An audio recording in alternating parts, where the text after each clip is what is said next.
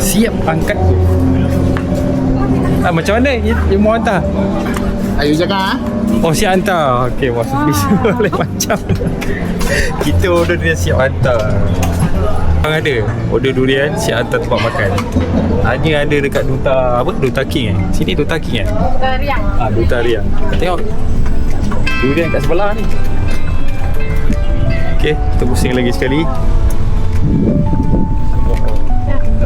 Depan bawa kelapa. Durian kat belakang ni special. Perjalanan ke bawah. Betul-betul. Oh, boleh mas. Betul-betul sini je. Sini je. Okey. Durian sudah sampai. Jap. Okey, jap. Okey, girl. Thank you. Bye. Wah. Kita dah kelapa dah order. Tunggu makanan sampai. Jangan tak habis Jangan tak habis. Sikit je tu. Jadi Musang King yang ni Air. air. So memang ada beza lah dari sini.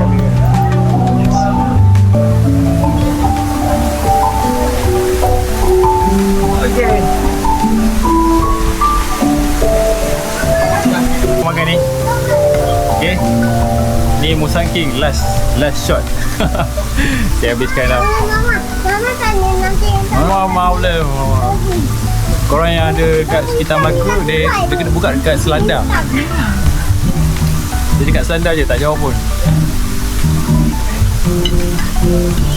Memang.